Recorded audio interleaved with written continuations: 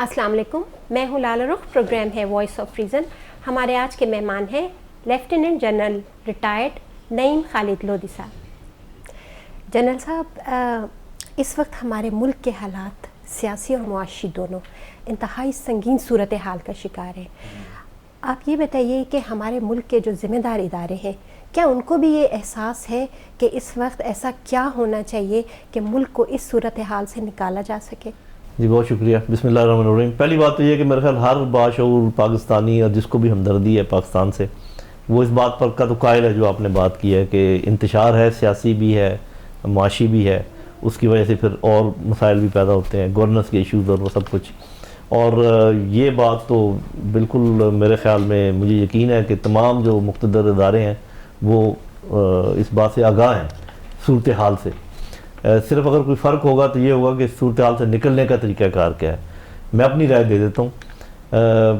میں یہ سمجھتا ہوں کہ جب تک سیاسی انتشار رہے گا آپ معاشی اسٹیبلٹی حاصل نہیں کر پائیں گے۔ اگر کوئی یہ کوشش کر رہا ہے کہ جی ہم پہلے معاشی طور پہ کوئی مضبوط ہو جائیں پھر ہم یہ سیاست کو دیکھ لیں گے، تو یہ ممکن نہیں ہے، کیونکہ جو بیانیہ پکڑا ہوا ہے ایک عمران خان صاحب نے اور ایک پی ڈی ایم کا بیانیہ، ان میں فرق ہے کافی۔ جب تک ان دونوں میں سے ایک بیانیہ پٹ نہ جائے اس وقت تک آپ اسٹیبلٹی نہیں آ پائے گی، اور اس کے لیے ضروری ہے کہ کوئی ایسی تجویز ہو، کوئی ایسی سوچ و بچار ہو جس میں پولیٹیکل اسٹیبلٹی ہو، اور لوگوں میں جو ایک یہ پایا جاتا ہے پریشانی وہ ختم ہو یا کم ہو، تب جا کے یہ بات آگے چلے گی۔ میرے اپنی نظر میں اس کا حل انتخابات ہیں، شفاف انتخابات، جلد انتخابات۔ لیکن کچھ لوگوں کا یہ کہنا بھی ہے کہ اس قدر کڑواہٹ میں شاید انتخابات مسئلہ حل نہیں کر پائیں گے۔ اس میں بھی دم تو ہے، لیکن پھر بیٹھ کر البتہ بات کرنے کی ضرورت ہے کہ پھر کیسے اس کو ایسے اگر یوں ہی چلتا رہا تو نہ معاشی انتشار ختم ہوگا اور نہ یہ سیاسی انتشار ختم ہوگا۔ اچھا، اسی ایک کویشچن میرے ذہن میں آلریڈی یہ موجود تھا کہ جو ابھی آپ نے بات کی ہے کہ کسی بھی ملک کی ترقی کا راز میں اس میں ہوتا ہے کہ پہلے اس کی سیاسی صورتحال بہتر ہو تاکہ اس کی بیس پر پھر معاشی صورتحال کو بہتر بنایا جا سکے۔ اس کے لیے ضروری ہے کہ ملک کی قیادت جن ہاتھوں میں ہو وہ بہت دیانتدار ہو، مفاد پرست، اپنی مفاد، ذاتی مفاد میں بالکل نہ سوچے، ملک کا مفاد سب سے پہلے ان کے سامنے ہو، دیانتدار ہوں اور بہت ذہین ہوں کہ کس طرح انہوں نے کیا فیصلے کرنے ہیں جو ملک کی معاشی صورتحال کو بہتر بنا سکے۔ آپ کا کیا خیال ہے، یہ کس حد تک درست ہے؟ جی ہاں، میرا خیال ہے کہ جو پہلے آپ نے بات کی کہ جب تک سیاسی ڈھانچہ درست نہ ہو اس وقت تک ملک کے ترقی کے چانسز بہت کم ہوتے ہیں۔ پھر آپ نے دوسری بات کی کہ اس سیاسی ڈھانچے کے نتیجے کے طور پہ جو لوگ آئیں اوپر وہ اہل ہونے چاہیے اور مخلص ہونے چاہیے، اور ان پر کسی قسم کا ایسا داغ نہیں ہونا چاہیے، تو تاکہ لوگوں کا ان کے اوپر اعتماد ہو، باہر کے ملکوں کا ان کے اوپر اعتماد ہو، تب تمام چیزیں آگے چلتی ہیں، معاشیات بھی اور سیاست بھی اور یہ ساری چیز۔ تو اسی چیز سے میں اگری کرتا ہوں۔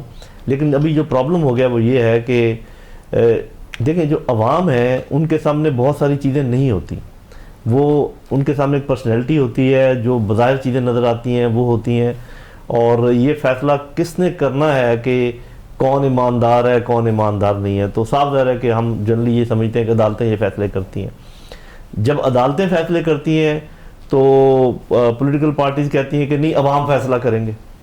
جب عوام کوئی فیصلہ کر دیں تو وہ کہتے ہیں نہیں عدالتوں نے ان کو یہ کام کر دیا۔ تو میرا خیال ہے کہ عوام کو چاہیے کہ اس چیز کو دیکھیں کہ آپ اس پوزیشن میں نہیں ہیں، آپ کے سامنے سارے وہ باتیں نہیں لائی جا سکتی جس سے پتہ چلے کہ کون ایماندار ہے کون نہیں ہے۔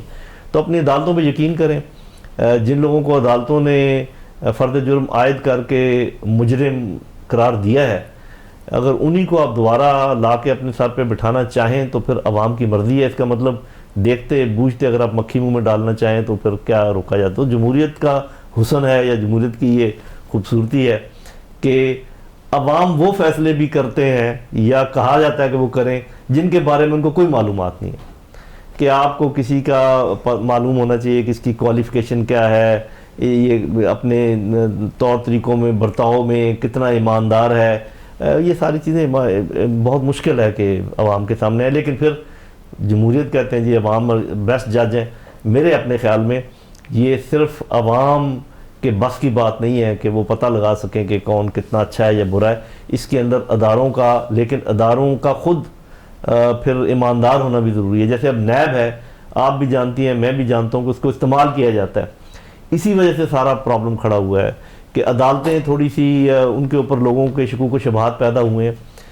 انہوں نے مختلف فیصلے کیے ہیں، تاریخ ہماری بتاتی ہے کہ جو مناسب نہیں تھے. تو جب عدالتیں بے توقیر ہو جائیں، نیب بے توقیر ہو جائے، تو پھر عوام ہی رہ جاتے ہیں. تو میرا خیال اب بھی ہمارے پاس جو کسوٹی ہے وہ عوامی کسوٹی ہے، اس کے علاوہ کوئی چیز اتنی کارگر نہیں ہے. تو ابھی جو آپ نے جو فرمایا اس کے تحت ہم یہ دیکھتے ہیں کہ اس وقت ہماری ایک جماعت پی ٹی آئی انتہائی جد و جہد کر رہی ہے، تمام عوام اس کا بھرپور ساتھ دے رہی ہے، بہت بڑے جلسے ہو رہے ہیں، نظر آ رہا ہے کہ وہ عوام میں بے انتہا مقبولیت پا چکی ہے. تو آپ کا کیا خیال ہے جو ہمارے ذمہ دار ادارے ہیں، کیا ان کو یہ نہیں سوچنا چاہیے کہ اس وقت فوری طور پر فری اور فیئر الیکشن کروا دیے جائیں تاکہ کلیئرٹی آ جائے کہ کس کو اس وقت عوام برسر اقتدار لانا چاہتی ہے؟ جی دیکھیں، اس میں کانسٹیٹیوشنل ہچ ہے. ویسے تو اس میں تو کوئی شک نہیں کہ جو اداروں کا رول رہا ہے پہلے، اگر وہ چاہیں تو یہ کر سکتے ہیں جو آپ کہہ رہی ہیں کہ وہ پریشر ڈالیں کہ کسی طریقے سے انتخابات ہو جائیں. لیکن کانسٹیٹیوشن میں ان کا ایسا رول ہے نہیں. ابھی انتخابات کروانے کی جو ذمہ داری ہے یا جو چوائس ہے وہ جو حکومت موجود ہے اس کے پاس ہے. لیکن یہ میں مانتا ہوں کہ اس حکومت کو بھی احساس ہونا چاہیے کہ ملک میں جو کچھ ہو رہا ہے. اور اداروں کی جب ہم بات کرتے ہیں تو اس میں آپ سپریم کورٹ کو بھی شامل کریں، اس میں آپ فوج کو بھی شامل کریں، اور اگر کوئی ایسا ادارہ ہے جس کا کوئی انفلوئنس ہو سکتا ہے حکومت کے اوپر، عوام کے اوپر، اس کو بھی آپ شامل کر لیں. تو میں اس کو انٹرفیئرنس بھی نہیں سمجھتا، میں اس کو پولیٹیکل انٹرفیئرنس نہیں سمجھتا. اگر چیف جسٹس آف پاکستان یا آرمی چیف، ان دونوں یہ جو ایک پولز بن گئے، پولیٹیکل پول، جن میں بہت زیادہ بودھ بھی ہے اور بغض بھی ہے اور کڑواہٹ بھی ہے، کہ ان کو کسی طریقے سے اکٹھا کریں، بٹھائیں، یا درمیان میں کوئی برج بنے تاکہ یہ کڑواہٹ کم ہو، کیونکہ سارا خمیازہ تو عوام بھگت رہا ہے. ان کے لیے تو ابھی آپ نے دیکھا ہوگا کہ یہ جتنی بھی بات چاہے عمران خان صاحب کر رہے ہیں، چاہے پی ڈی ایم کر رہی ہے، وہ ایک دوسرے کی غلطیاں ہی گنوا رہے ہیں. وہ ان کے ایون فیلڈ کے اور پرانی ساری باتیں کر رہے ہیں کہ یہ کرپٹ ہے سب. وہ کہتے ہیں یہ آپ نے توشہ خانہ میں یہ کیا اور وہ کیا. آج تک کسی نے بات نہیں کی کہ ہم پینے کا پانی کیسے دیں گے عوام کو، ہم تعلیم کیسے دیں گے عوام کو، ہم انصاف کیسے دیں گے عوام کو، جو کہ 3 میجر چیزیں، تعلیم اور انصاف. کوئی اس پر، اور گورننس، اس پر کوئی بات چیت نہیں ہے. عوام ہکا بکا ہے، وہ دیکھ رہے ہیں. لیکن آپ نے میرا بھی یہی اندازہ ہے کہ عمران خان کی طرف بہت زیادہ رجحان ہے عوام کا. لیکن پی ڈی ایم چونکہ کافی ساری جماعتیں ہیں، ان کا بھی اثر رسوخ ہے عوام میں. یہ نہیں کہ وہ ہیں زیادہ نمبرز میں جماعتوں کی بات کر رہا ہوں. تو یہ میں آپ سے اگری کرتا ہوں کہ اس لاگ جیم کو توڑنے کے لیے میرا خیال ہے کہ جو ادارے ہیں بڑے بڑے، ان کو آنا چاہیے اور کوئی اس میں رول ادا کرنا چاہیے. ورنہ یہ ایسے ہی چلتا رہا تو شاید مناسب نہیں ہوگا. لیکن بس پھر سوال یہی اٹھتا ہے کہ کیا ان کا یہ رول کانسٹیٹیوشن کے اندر بنتا ہے یا نہیں بنتا ہے. تو میں یہ سمجھتا ہوں کہ پاکستان کی بہتری کے لیے کوئی بھی رول جو ہے اس کو عوام جو ہے وہ ایکسیپٹ کر لے گی. جنرل صاحب، ابھی پنجاب میں ضمنی الیکشن ہونے جا رہے ہیں. آپ کیا سمجھتے ہیں کہ آج کل کی صورتحال میں کیا وہاں پر فری اور فیئر الیکشن ہو پائیں گے؟ کرائم تو ایسے ہی نظر آ رہے ہیں کہ نہیں ہو پائیں گے جیسے آپ نے اشارہ کیا ہے. لیکن میں یہ سمجھتا ہوں کہ اگر اوور ویلمنگ سپورٹ ہو عوام کی، اور مختلف پولنگ سٹیشنز کے اوپر جو polling staff P T I کی طرف سے متعین کیا جائے، جو ان کے ہوتے ہیں نمائندے، وہ غور و فکر رکھیں. اور اگر مجھے نہیں معلوم کہ یہ ان کے رول میں ہے یا نہیں، اگر الیکشن کمیشن کیمراز الاؤ کر دے کہ ساری کارروائی کو ریکارڈ کیا جائے، تو میرا خیال ہے کہ کافی شفاف انتخابات ہو سکتے ہیں. سوری، آپ کے خیال میں ایسا کیا ہے الیکشن کمیشن کیوں نہیں کیمراز کو الاؤ کرے گا؟ کیونکہ یہ تو ایک فیئرنیس کو شو کرنے کا ایک واحد طریقہ ہے. جی بالکل، آپ صحیح کہہ رہی ہیں. لیکن مجھے نہیں پتا کہ کسی نے یہ ڈیمانڈ کی بھی ہے یا نہیں کہ کیمرے لگائے جائیں. ڈیمانڈ اگر کی جائے تو میرا خیال اگر وہ نہ بھی مانیں تو آپ سپریم کورٹ میں جا سکتے ہیں کہ ہم تو شفافیت کے لیے کہہ رہے ہیں. اور یہ بھی کہا جا سکتا ہے کہ سپریم کورٹ اپنا ایک مانیٹرنگ ڈیسک بنا لے, کیونکہ انہوں نے ایسی ہدایات دی ہیں ہائی کورٹ نے اور سپریم کورٹ نے کہ انتخابات شفاف ہونے چاہیے. تو شفافیت کو دیکھنے کے لیے اگر کوئی انتظام کیا جائے تو میرا خیال اس میں کوئی حرج نہیں ہے. تو میں یہ سمجھتا ہوں کہ اگر ایکٹیو رہیں دونوں سائیڈوں کے نمائندے, اور اگر سبھی اس چیز میں انٹرسٹڈ ہیں کہ شفاف انتخابات ہوں, تو کیمرے اور ایک سینٹرل کمرہ جس کے اسکرین سب کو اویلیبل ہوں, سپریم کورٹ کو اویلیبل ہوں, افواج پاکستان کو اویلیبل ہوں, پولیٹیکل پارٹیز کو اویلیبل ہوں, انٹرنیشنل آبزرورز کو اویلیبل ہوں, تو انتخابات شفاف ہوں گے. I think it's a very good idea, بہت اچھا آئیڈیا ہے. جنرل صاحب, جب نیٹو اور ان کی الائنسز جو بھی فورسز تھیں جب وہ افغانستان کو چھوڑ کر گئیں, تو اس وقت پاکستان کے اور افغانستان کے تعلقات اچھے بہتر بنائے جا سکتے تھے اور بہتر ہو بھی رہے تھے. کچھ نظر آ رہا تھا کہ شاید اب ہمارا ان کے ساتھ بہت اچھا تعلق بن جائے گا. ایسا کیا ہوا کہ اس میں کوئی ہمیں پیش رفت نظر ہی نہیں آئی؟ آپ موجودہ حکومت کے ساتھ تعلقات کی بات کر رہی ہیں, جو موجودہ افغان حکومت ہے. جی, موجودہ جب وہ الائنسز چھوڑ کے, وہ نیٹو اور اس کی جو الائنس فورسز تھیں جب وہ چھوڑ کے گئے, تو اس کے بعد جو ان کی حکومت بن رہی تھی, افغانستان کی حکومت بن رہی تھی, تو ہمارا خیال تھا کہ اب ان کی یہ حکومت پاکستان کے ساتھ, چونکہ پاکستان نے کافی ان کو ہیلپ آؤٹ کیا تھا, تو کہ اب ان کی بہت اچھے تعلقات بن ہونے چاہیے تھے. میرا اپنا خیال یہ کہ یہ پاکستان کی اپنی پالیسی میں جو انتشار ہے اس کا شاخسانہ ہے. کیونکہ آپ نے دیکھا ہوگا کہ جب اشرف غنی تھے یہاں پر اور امریکنز تھے, تو پاکستانی گورنمنٹ کی طرف سے اور کچھ اداروں کی طرف سے بھی آنا جانا زیادہ تھا. اگر آپ نے نوٹ کیا, جاتے تھے, بات کرتے تھے کہ ہم یہ کریں یہ کریں. اس وقت میرا اپنا اندازہ یہ ہے کہ ہمارے اپنی اسٹیبلشمنٹ بھی اس کا بھی اسیسمنٹ یہ تھی کہ اتنی جلدی یہ سارا کام نہیں ہوگا اور ایسا ویکیوم نہیں بنے گا جیسا کہ بنا. اور ہمارے پاکستان کے اندر ایسے لوگ موجود تھے جو کہ افغان طالبان کے ورلڈ ویو کو زیادہ پسند نہیں کرتے, میں بھی ان میں شامل ہوں. لیکن میں ہمیشہ یہ کہا کرتا ہوں کہ دوسرے ملکوں کے جو انٹرنل معاملات ہیں اس میں آپ کو اتنے گہرائی میں جانے کی ضرورت نہیں ہوتی کہ وہ کیا کر رہے ہیں کیا نہیں کر رہے. کہ ہم نے آج تک چین سے پوچھا ہے کہ وہ کیا کرتا ہے اپنے لوگوں کے ساتھ, یا سعودی عرب میں پوچھا ہے کہ وہ کیا کرتے ہیں اپنے لوگوں, کتنے اچھے تعلقات ہیں ہمارے. تو یہ انڈیو انٹرفیئرنس ہے کہ آپ کہیں جی آپ یہ کریں آپ وہ کریں. ہمیں چاہیے کہ اسٹیٹ ٹو اسٹیٹ ریلیشن کی طرف توجہ دیں. تو میں آپ کی اس بات سے اگری کرتا ہوں کہ یہاں پر تھوڑی سی سلگش ایٹیچیوڈ ہے, اور جتنا ہمیں محرک ہونا چاہیے تھا, جتنا ہمیں زیادہ اس میں تیزی کی ضرورت تھی, وہ نہیں ہوئی. جس کا نتیجہ یہ ہے کہ وہاں پر ہندوستان ابھی اپنی جگہ بنا رہا ہے اور ممالک آ رہے ہیں. تو یہ تو ہمارے لیے بہت عمدہ موقع تھا کہ ہم اس حکومت کے ساتھ تعلقات استوار کرتے. اگر آپ تسلیم نہ بھی کریں, میرا اپنا تو نظریہ یہ ہے کہ ان کو تسلیم کر لینا چاہیے, کیا ہوگا, کوئی پہاڑ نہیں گرے گا. لیکن اگر آپ نہیں بھی کرتے تو ان کے, ابھی آپ دیکھیں کہ کسی بھی چینل کا کوئی نمائندہ وہاں سے آپ کو کوئی رپورٹ نہیں دے رہا. آپ کو رپورٹ کہاں سے مل رہی ہے؟ CNN, BBC اور یہ والے باہر کے سارے چینل, اور وہ کہہ رہے ہیں جی وہاں پر یہ ہو گیا وہ ہو گیا. جبکہ میری جب ان لوگوں سے ملاقات ہوئی ہے وہ کہتے ہیں جی کہ جیسا آج امن ہے پچھلے 40 سال میں کبھی نہیں تھا. ٹھیک ہے, تھوڑا بہت گڑبڑ ہوتی رہتی ہے. پاکستان کے پوائنٹ آف ویو سے بھی آج بمقابل اس کے جو کہ پہلے تھا کرزئی کے زمانے میں اور اشرف غنی کے زمانے میں, لوگ پوچھتے ہیں جی کہ کیوں وہاں سے ابھی بھی حملے ہوتے ہیں. بھئی حملوں کو گن تو لو, پہلے پانی کی طرح ہمارا خون بہہ رہا تھا, آج اس میں ایک ٹھہراؤ آیا ہوا ہے. تو یہ بھی میں اس لاجک کو نہیں مانتا کہ جی ابھی تک اسی طریقے سے کام چل رہا ہے, ایسی بات نہیں ہے. اب بات چیت ہو رہی ہے تحریک طالبان پاکستان کے ساتھ, جس میں افغان طالبان مدد بھی کر رہے ہیں. اور یہ جو لوگ کہتے ہیں کہ ہم نے گھٹنے ٹیک دیے, یہ غلط کہتے ہیں. ہم نے ان کا بالکل جڑیں ان کی اکھاڑ دی یہاں سے, وہ یہاں سے بھاگ گئے. وہ ٹھیک ہے, وہ ان کے آ جاتی ہیں سامنے ڈیمانڈ, وہ تو آسمان مانگ رہے ہیں. تو ہم نے کوئی ڈیمانڈ مانگی تو نہیں ہے, مانی تو نہیں ہے. ہم اپنے پارلیمنٹ میں لے کر گئے ہیں, وہاں پہ ڈیبیٹ ہوئی ہے جو کہ صحیح طریقہ ہے.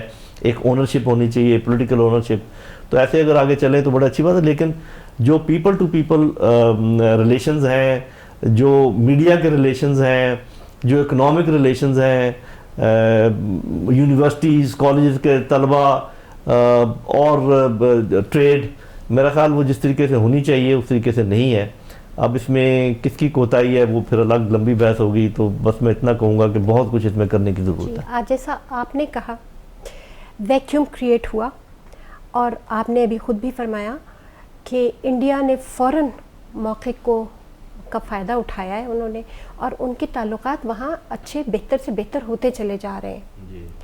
तो आपका क्या ख्याल है, इस वक्त पाकिस्तान को इस तरफ तवज्जो देने की ज़रूरत है कि नहीं? और एक मेरा क्वेश्चन ये भी है कि अफ़गानिस्तान जब इंडिया से अपने ताल्लुकात बेहतर बना रहा है तो क्या वो ये नज़र नहीं देख रहा, ये नहीं देख रहा कि इंडिया में मुसलमानों के साथ क्या सलूक किया जा रहा है? जी, पहली बात तो ये है कि अफगान जो लोग हैं वो हमसे ज़्यादा देखते हैं जो कि मुसलमानों पर बीतती है, लेकिन ताल्लुकात कायम करना एक अलग चीज़। इस वक्त वो चूँकि घिरे हुए हैं अपने माशी मसाइल में, तो और दूसरा पॉलिटिकल इंटरनेशनल पॉलिटिक्स में, तो वो ये चाह रहे हैं कि किसी के साथ भी ताल्लुकात, और उन्होंने कहा भी है कि हम सारी दुनिया के मुल्कों के साथ बशमूल अमेरिका उनके साथ ताल्लुकात कायम करना चाहते हैं, लेकिन उन ताल्लुकात की नौयत क्या होगी वो तो फिर बाद में पता चलेगा। मिसाल के तौर पे खबर आई थी कि जी वो अपनी फ़ौज की ट्रेनिंग कराएंगे वहाँ पर या इंडिया में, तो जो पहले इंडिया ने ट्रेन किए थे लोग, उनके साथ क्या हुआ वो भी उनको याद होगा। तो मेरा अपना ख्याल ये कि अफगान तालिबान इस पोजीशन में है कि वो हिंदुस्तानी फ़ौज की ट्रेनिंग करें, इसको जाके वो हिंदुस्तानी फ़ौज इनकी ट्रेनिंग करे। ये बहुत बैटल हार्डन लोग हैं, ये बंदूक चलाना भी उनसे बेहतर समझते हैं, टैक्टिक्स भी उनसे बेहतर जानते हैं। तो ये एक आप यूँ समझें कि डिप्लोमेटिक वर्चर्स हैं, वो पाकिस्तान को भी समझते हैं, वो हिंदुस्तान को भी समझते हैं, जो कुछ वो कर रहे हैं मुसलमानों के साथ उसको भी समझते हैं। तो इसको हमें मिक्सअप नहीं करना चाहिए कि जो डिप्लोमेटिक राब्ते एक अलग बात है, जैसे हमारा राब्ता हिंदुस्तान के साथ भी है, लेकिन ये है कि उन ताल्लुकात की नौयत क्या होती है वो फिर अलग है, वो बाद में पता चलेगा। लेकिन इस बात में बिल्कुल आपके साथ इत्तेफाक करता हूँ कि पाकिस्तान को सुस्ती से काम नहीं लेना चाहिए। ये हमारा बहुत इंपॉर्टेंट नेबर है। अगर दोबारा इस सरहद पर कशीदगी पैदा हुई तो हिंदुस्तान की फिर पुरानी वो जो एक ख्वाब है पूरा हो जाएगा कि हमें दोनों तरफ से वो प्रेशर डालेगा। तो वो जो हमारे बहन भाई इस बात के ख़िलाफ़ हैं कि हम तहरीक तालिबान पाकिस्तान से क्यों बातचीत कर रहे हैं, उनको कुछ बातें समझनी चाहिए कि एक तो ये कि ऐसा नहीं होता कि आप हमेशा लड़ते रहते हैं और आखिरी बंदा मार के दम लेते हैं अपने दुश्मन का या जिसके साथ भी आपकी मुखासमत हो। और दूसरी बात यह कि पाकिस्तानी फ़ौज पिछले 40 साल से लड़ रही है, तो उसका एक स्ट्रेच है, उसके स्टेमिना का मसला है। हमारी इकॉनमी इतनी अच्छी नहीं है कि लगातार इस किस्म की जंग को सस्टेन कर सके। फिर हम अच्छे ताल्लुकात चाहते हैं अफगान हुकूमत के साथ, वो अगर कोशिश कर रहे हैं तो हमें उनकी मुआवनत करनी चाहिए। तो बहुत सारे फैक्टर्स ऐसे हैं जिसमें हमें थोड़ी सी तेज़ी लाने की ज़रूरत है अपने डिप्लोमेटिक फ्रंट पे। ठीक कह रही हैं जनरल साहब। अब हम आ जाते हैं कश्मीर इशू पे। इमरान खान ने यूनाइटेड नेशंस में जब वो अपने दौरे हुकूमत में थे तो उन्होंने एक बहुत ज़बरदस्त स्पीच की, वहाँ जाके सारी दुनिया को उन्होंने रियलाइज़ करवाया कि इस वक्त कश्मीर में मुसलमानों के साथ क्या सलूक किया जा रहा है। सारी दुनिया ने रियलाइज़ भी किया, सब लोगों को मालूम हुआ, लेकिन उसके बाद कुछ खामोशी हुई। ऑल्दो कि एक उन्होंने यहाँ OIC करवाई, इमरान खान ने वहाँ सारे मिनिस्टर्स को बुलाया, वहाँ पर भी कश्मीर इशू पे बात हुई। अब आप क्या समझते हैं ये जो हमारी करंट हुकूमत है, इस वक्त की हुकूमत है, ये कश्मीर के लिए क्या कर रही है? जी, पहली बात तो इसमें कोई शक नहीं कि इमरान खान साहब ने एक इस्लामोफोबिया के मतलब जी जी और ये कश्मीर का मामला, बल्कि साथ फ़लस्तीन वगैरह, लेकिन कश्मीर का खास कर जिस ज़ोर शोर से उठाया, पहले शायद कम ही लोगों ने किया, ये नहीं मैं कहता नहीं, पहले भी हुआ है, लेकिन बहुत अच्छा हो। लेकिन बात यह है, ये मैं हमेशा इस चीज़ का कायल हूँ कि आपका एक बहुत ही अहम मसला है, और इसको मैं यूँ डिफ़ाइन किया करता हूँ कि इस मसले की अहमियत का तब अंदाज़ा होगा अगर आप ये फ़ैसला करें कि क्या कश्मीरी अपनी आज़ादी की जंग लड़ रहे हैं और पाकिस्तान उनकी मदद कर रहा है, या कश्मीरी पाकिस्तान की तकमील की जंग लड़ रहे हैं और वो हमारी मदद कर रहे हैं। मैं समझता हूँ दूसरी बात दुरुस्त है। तो ये जब हम कहते हैं कि हमारी शहर गए, कायद आज़म ने भी कहा, तो शहर पे अगर किसी का पाँव हो तो फिर आप सिर्फ डिप्लोमेटिक मैदान में काम करें। तो मेरा ख्याल है कि ये डिप्लोमेसी से मसला सिर्फ हल हो नहीं सकता, गो कि डिप्लोमेसी से करना चाहिए। इंटरनेशनल पॉलिटिक्स का डिप्लोमेसी में भी हमने एक बहुत बड़ा मैं समझता हूँ कि खला रहा, वो ये कि जब चाइना का स्टैंड ऑफ हुआ इंडिया के साथ और कश्मीर के वो इलाका है, उस वक्त हमें और एक्टिव होना चाहिए था, चाइना के साथ मिलकर कोलैबोरेट करना चाहिए था, हमें भी प्रेशर डालना चाहिए था ताकि चाइनीज़ को भी आसानी होती, वो भी समझते कि पाकिस्तान हमारा اچھا دوست ہے. اور اب کشمیر کو ہمیں سمجھنا چاہیے کہ صرف کشمیری پاکستانی انڈیا کا مسئلہ نہیں، چائنیز کا مسئلہ بھی ہے، کیونکہ چائنیز ہمارے ڈیف ہیں، ان کو ہم ساتھ ملائیں. لیکن میں ہمیشہ یہ کہتا ہوں کہ صرف ڈپلومیسی اس کا حل نہیں ہے. میں آپ کو چند ایک چیزیں گنواتا ہوں جو ہم کر سکتے تھے، ہم نے نہیں کی. نمبر 1، ہم شملہ معاہدہ منسوخ کر سکتے تھے، انہوں نے تو اس کی دھجیاں اڑا دیں. جب وہ اسٹیٹس کو توڑ دیا تو شملہ معاہدہ تو ختم ہو گیا. ہم نے نہیں کیا، مجھے نہیں پتا کس بات کا ڈر تھا. اس کا لوگ سمجھتے ہیں کہ فائدہ کیا ہوگا. فائدہ یہ ہے کہ ابھی جس کو ہم لائن آف کنٹرول کہتے ہیں وہ سیز فائر لائن میں تبدیل ہو جاتا ہے. وہاں پر سیز فائر لائن کا اور کنوٹیشن ہے اور LOC کی اور ہے. دوسری بات یہ ہے کہ انہوں نے تو 370 اور 35 لا کر اس کو ہضم کر رہے ہیں باقاعدہ. ہم نے کچھ نہیں کیا. میرا اپنا خیال یہ ہے کہ ہمیں اعلان کرنا چاہیے تھا پارشل پلیبسائٹ کا. ہم کہتے ہیں جس علاقے میں پلیبسائٹ ہو سکتی ہے، UN کو ہم کہتے ہیں کہ آپ آئیں گلگت بلتستان میں پلیبسائٹ کر لیں، آزاد کشمیر میں پلیبسائٹ کر لیں، پوچھیں لوگوں سے وہ کیا چاہتے ہیں. تو اس کا بڑا پریشر آتا ہندوستان کے اوپر، کیونکہ یہاں میرا خیال ہے کہ 95-98% لوگ پاکستان کے ساتھ شمولیت کی اعلان کرتے، اور ہم یہ کہتے ہیں کہ باقی پلیبسائٹ ہم کر لیں گے جب حالات بہتر ہوں گے. اگر UN نہ مانتا مثال کے طور پہ، جو کہ مشکل تھا کیونکہ ہندوستان، تو پھر ہم انٹرنیشنل آبزرورز کے تحت یہ کام خود کر لیتے، بجائے اس کے کہ آپ گلگت بلتستان کو اسٹریٹ اوے اپنا پروونس بنائیں. اگر پلیبسائٹ کے تھرو بناتے تو بہت اچھا ہوتا میرے خیال میں، یہ ہو سکتا تھا.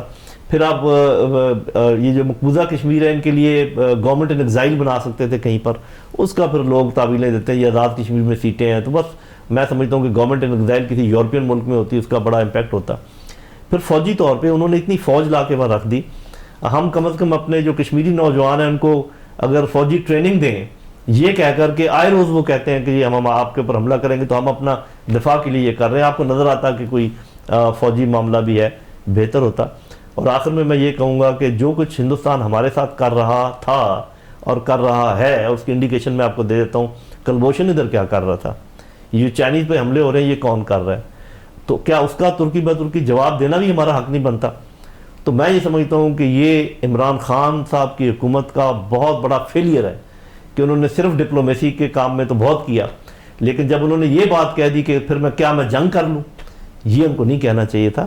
قومیں جنگیں بھی کرتی ہیں اپنے حقوق کے لیے، اور ٹھیک ہے کہ دو اٹامک پاورز کے درمیان کھلی جنگ نہیں ہو سکتی، اور بہت سارے طریقے ہیں. اور میں نے آپ کو انڈیکیٹ کیا ہے کہ جو کچھ ہندوستان ہمارے ساتھ کر رہا ہے وہ تو ہمیں کرنے کا پورا حق تھا. ہم نے بہت وقت ضائع کیا. اس وقت ان کے پاس رافیل جہاز بھی نہیں تھے، اس وقت ان کے پاس S-400 بھی نہیں تھا، اس وقت وہاں پر ان کو مار پڑی ہوئی تھی چائنیز سے. وہ بہت اچھا موقع تھا ہمیں اپنے جو کشمیری بہن بھائی جو جدوجہد کر رہے ہیں ان کی معاونت کرنے کا، ان کی حمایت کرنے کا، جس طریقے سے بھی ممکن ہوتا. تو میرا آپ سے سوال یہ بھی تھا، میرا سوال کا اگلا حصہ یہ بھی تھا کہ ہماری کرنٹ حکومت یہ جو آپ نے اس وقت اقدامات کا ذکر کیا ہے کشمیر کے حوالے سے، کیا ان کو یہ خیال ہے کہ وہ ان میں سے کوئی قدم اٹھائیں، کوئی فیصلہ کریں؟ دیکھیے کرنٹ حکومت کے بارے میں تو میرا یہ نظریہ اور غلط ہو سکتا ہوں میں، کہ جب اتنی زیادہ پارٹیاں کسی حکومت میں موجود ہوں تو وہ کچھ نہیں کر سکتی. وہ ایک قسم کا سٹیل میٹ ہو جاتا ہے. آپ یوں سمجھیں کہ پیرالائز ہو جاتا ہے سارا سسٹم، کیونکہ پیپلز پارٹی کیا چاہتی ہے، ان کے کیا آبجیکٹو ہیں. PMLN کے اندر بھی دو دھڑے ہیں، ان کا آپس میں جو ہے ہمیں معلوم ہے. باقی پارٹیوں کی کتنی سے ہے کتنی نہیں ہے، وہ اپنے اپنے مانگ رہے ہیں. وہ ہر آئے روز ایک ان کو وزارت اور مل جاتی ہے تو چپ کر جاتے ہیں، پھر بولتے ہیں وزارت دے دیتے ہیں. تو ان کے پاس تو وقت ہی نہیں ہے سوچنے کا کہ کشمیر کے متعلق سوچنے کا، افغانستان کے متعلق سوچنے کا. یہ تو روز کی روز فائر فائٹنگ میں لگے ہوئے ہیں کہ پٹرول کی قیمت اور گیس کی قیمت اور یہ، اور پھر سارا ان کا جو اپنا انرجی ہے اس میں اس کو پکڑ لو، اس کو بند کر دو، اتنے مقدمے قائم کر دو، وہاں سے نکلے ادھر سے پکڑ لو. تو جب حالات یہ ہوں تو یہ عوام کو بھی پتہ ہونا چاہیے، ہم سب کو پتہ ہونا چاہیے کہ یہ ایک رتی کا کام نہیں کر سکتے پاکستان کے لیے اور پاکستان کے عوام کے لیے. یہ اگر اپنی جان بچا لیں جو کہ یہ کر رہے ہیں کہ نیب کو ختم کر دو، اپنے مقدمے ختم کر دو. ایسے لوگ کبھی کسی نے سوچا تھا کہ وہ آ سکتے ہیں اقتدار میں اور بٹھائے جا سکتے ہیں جن کے اوپر اتنے بڑے بڑے مقدمے ہوں. جس دن آپ کے اوپر فرد جرم عائد ہونی ہے اس دن آپ اٹھا رہے ہیں حلف وزارت عظمیٰ کا. یہ تو میرا خیال ہے کہ دنیا یاد رکھے گی، تاریخ میں لکھا جائے گا. تو ان کے پاس وقت نہیں ہے ایسے کام کرنے کا جس کا آپ ذکر کر رہے ہیں. जनरल साहब, इस वक्त आपने बहुत सेंसिटिव बात की है। मैं अब आपसे ये सवाल करूँगी कि जब अदलिया भी इस बात से अवेयर है, बाखबर है कि इनके ऊपर फ़र्द जुर्म लगनी है, आपको ये बात मालूम होगी जब आम इदारों में, आम कंपनीज़ में हम कोई हायरिंग करते हैं तो हम उस बंदे को अपॉइंट करने से पहले उसके मुतालिक कंप्लीट कि इसका बिहेवियर कैसा है, कंप्लीट तफ्तीश करते हैं कि खुदा न खास्ता ये किसी गलत कामों में इन्वॉल्व तो नहीं है, इसका माजी कैसा रहा है, इसकी परफॉर्मेंस कैसी रही है, वो तमाम चेक करने के बाद हम उसको पोजीशन ऑफ़र करते हैं। आप ये देखिए कि पाकिस्तान में जिन लोगों की हुकूमत है इस वक्त, उनमें से की पोजीशंस पे लोग ऐसे बैठे हैं जिनके ऊपर फ़र्द जुर्म आयद हो रही है। तो क्या हमारी अदालतें किसी दबाव के तहत हैं जो इसका नोटिस नहीं लेती हैं या बरवक्त फ़ैसले नहीं कर रही हैं? जी, इसका सही जवाब तो अदालतें ही दे पाएंगी। लेकिन आपकी ऑब्जर्वेशन जो है इसको मैं तायद करता हूँ कि अदालतें और अगर कुछ और इदारे भी कुछ कर सकते हैं या कर सकते थे तो ये चीज़ तो सबको नज़र आ रही है, या तो वो नेगेट करें इसको। इसमें वही फिर जमहूरियत की खूबसूरती वाली बात आ जाती है ना कि जी जमहूरियत की खूबसूरती है कि ये लोग इकट्ठे हो गए, इनके वोट ज़्यादा हैं इसलिए हो गए। मैं ये समझता हूँ, मेरी ज़ाती राय है कि जमहूरियत जिसमें अहलियत का तयन न किया जाए और कैपिटलिज्म जिसमें प्रॉफिट का तयन न किया जाए, ये ज़हर कातिल है। ऐसी जमहूरियत जिसमें इस बात का कोई असेसमेंट ना हो कि ये बंदा कितना अहल है उस काम के लिए और इसका कैरेक्टर क्या है, ये इसने जो असासे बनाए हैं कहाँ से बनाए हैं, ये सारी चीज़ें। तो हमारे यहाँ तो ये दोनों चीज़ें नापैद हैं। जमहूरियत में अहलियत का कोई काम नहीं है और जो हमारा ये सरमायादाराना निज़ाम है इसमें प्रॉफिट पर कोई कदगन नहीं है। तो बस फिर तो मुल्क जैसे चल रहा है ऐसे ही चलेगा जब तक आप ये दो चीज़ें ठीक नहीं करेंगे कि जमहूरियत में अहलियत को लेकर आएँ, सिलेक्शन प्लस एबिलिटी, और कैपिटलिज्म में लेकर आएँ प्रॉफिट पर सम कैप कि जी अब ये नहीं हो सकता कि एक आदमी जो है वो करोड़पति है, रोज़ का करोड़ कमा रहा है, एक वो महीने में भी 25,000 नहीं मिल रहे। इस किस्म का ओपन कैपिटलिज्म मेरे ख्याल में ज़हर कातिल है। जनरल साहब, आपने इस वक्त जो बात कही, जिन ख़यालात का आपने भी इज़हार किया, वो बहुत ही मुदल्लल थे और आवाम का बच्चा अब ये बात समझना शुरू हो गया है। जी, ये आप ठीक कह रही हैं, लेकिन दलील वो जैसे कहते हैं सच अपना अपना, और दलील हर सबको इम्प्रेस नहीं करती।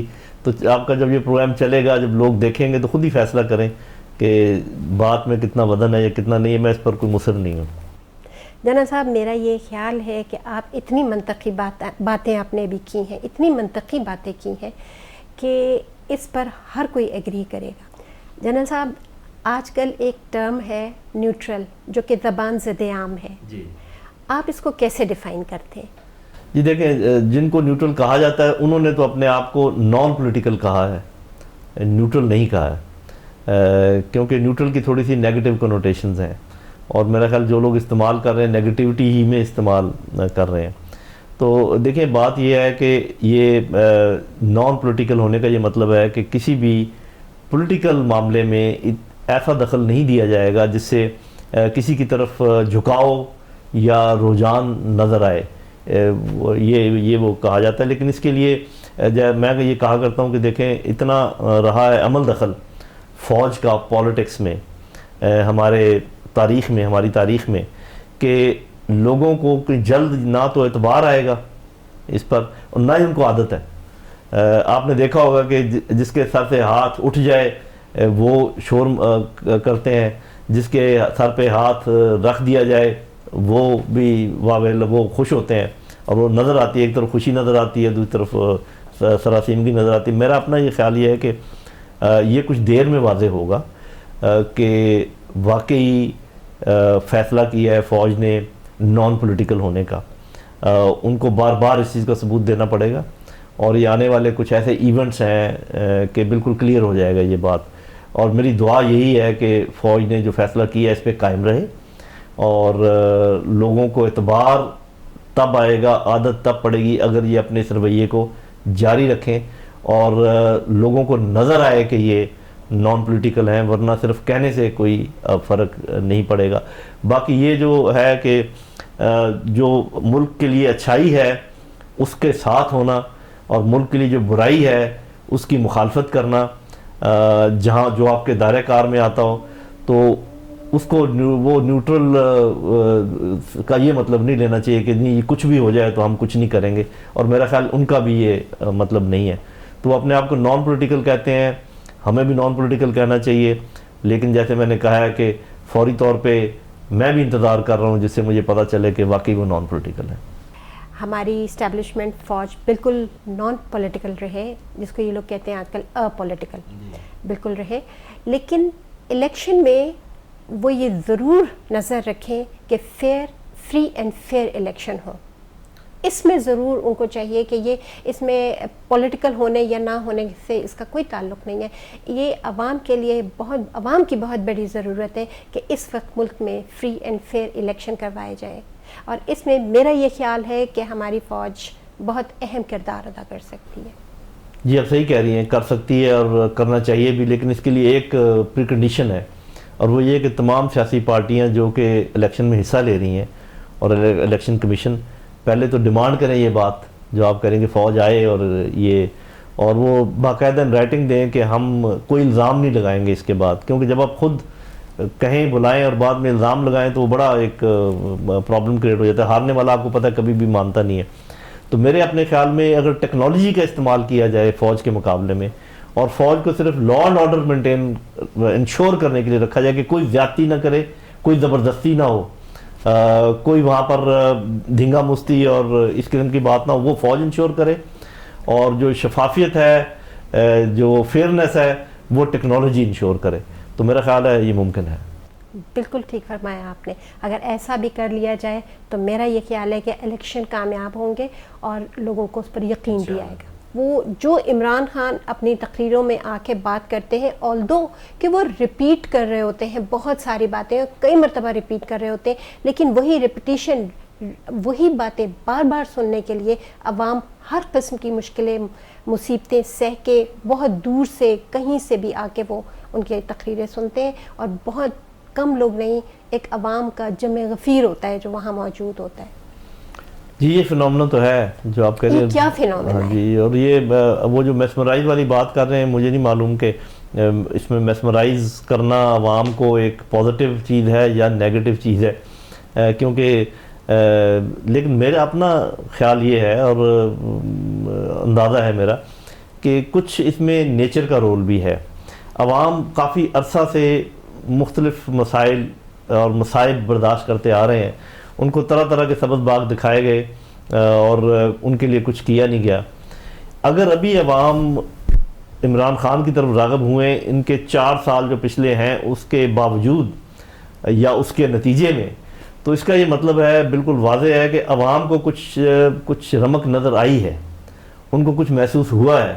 ورنہ یہ کیسے ممکن ہے کہ اگر 4 سال تک یا 3.5 سال تک آپ کے لیے کوئی اچھا کام نہ کیا ہو اور پھر بھی آپ اسی انسان سے امید رکھیں، تو اس کا مطلب یہ ہے کہ ایسے کام ہوئے ہیں جو میڈیا نہیں سامنے لے کر آ رہا، لیکن عوام تک ان کا اثر پہنچا ہے، جس کی وجہ سے یہ سب معاملات ہیں. دوسری بات یہ ہے کہ عین ممکن ہے کہ عوام کو جو عمران خان کی لاجک ہے، جو عمران خان کا نیریٹو ہے، وہ کلک کر گیا ہو، وہ پہچان گئے ہوں.